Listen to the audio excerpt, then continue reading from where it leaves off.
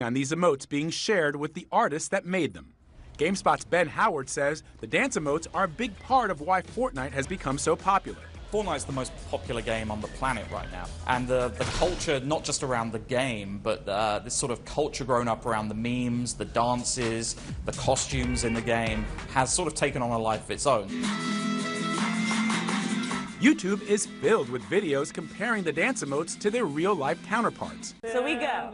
You can even enroll your kid in Fortnite dance classes. 2 Millie hopes to pursue legal action against Fortnite's maker, Epic Games, for using the Millie Rock. But he faces some tough steps to get there. There's a lot of case law suits are surrounding the copyright of music, lyrics, sounds. There's a full body of case law related to that. But regarding choreographic works, that does not exist. What would make it fair for you?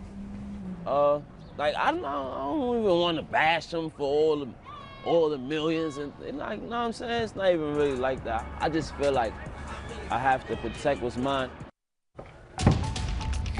I understand that Fortnite also has the Topper Snow Dance. They just haven't unveiled it yet. I was going to say, yeah, maybe. Yeah, a lot of kids in Fairfax and Prince William are going to be doing some dancing tomorrow, some playing Fortnite, because they're not going to school or going to school late. No, and I guess those kids should put your pajamas inside out. It's good luck. Okay. I mean, if you want snow, if you don't, then don't do that. But here's where the storm is at. I mean, it's a pretty strong storm. It's pushing out of northern Alabama into western Tennessee. That's the primary low. It will recenter off the southeast coast tomorrow, but snow pretty far south in Kentucky and West Tennessee. And I think it's going to break out here in terms of a mix just after midnight. So a winter storm warning now west of town for the mountains, including I-81 corridor, and a winter weather advisory for us, except for southern Maryland. And that lasts from 4 a.m. tomorrow until 1 p.m. tomorrow afternoon. I think those time frames are actually good. How much? Well, a trace to an inch along I-95 downtown, 1 to 2 inches Bethesda, Gaithersburg, Fairfax, Manassas, 2 to 4 inches up toward Frederick and Front Royal. You get west of there, and you have a much better chance of the precipitation causing problems for the roads, 4 to 6 inches, and we get even further west, Cumberland, Oakland, Petersburg, 6 to 10 inches. So primarily everything east of I-81 will accumulate on grassy surfaces and trees and your flower beds, and not so much on the roads. So we're not so concerned with the roads in the metro, but it's going to be a mess. Even when it changes, it's going to be just heavy rain. Here's some temperatures of roadways. I-70 and I-81, it's 42 degrees. Now that's one of the colder readings. Further south, I-70 at Frederick, 43 to 45 degrees, and the American Legion Bridge, as you might expect, a little bit warmer, a whole bunch warmer, only 50 to 51 degrees. So that's why we're less concerned about roads in the immediate metro area. It is our first bout with winter of the season, so surface temperatures are not that cold.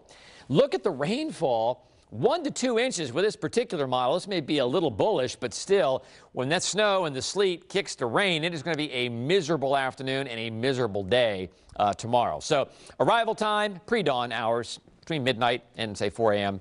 And then we're looking at a changeover from the snow and the mix to rain, 10 a.m. to 1 p.m. It remains a mix all day, Frederick, north and west, and that's why the roads will be impacted there. In fact, our impacts, well, we're looking at a lot of impacts. Flooding, we're going to make that a moderate impact. Wet commutes high, slick roads low, mainly north and west. Airline delays, there could be some, especially with that heavy rain in the afternoon. We're also talking about winds. We haven't even mentioned that. Winds could be 20 to 30 miles per hour as well. 10 o'clock tonight, little bit of rain possible across the metro area. Temperatures in the low 30s, but 39 downtown. By 6 a.m., a mixture across the metro area. And by 9 o'clock, even some snow north and west of town. But notice the surface temperatures, 36 downtown, 36 in Fredericksburg, and 34 in Andrews. That's why we're not so concerned with roads in the metro. So, yellow weather alert tomorrow, 40. 53 on Friday, morning clouds, and a pretty good day, albeit breezy and chilly.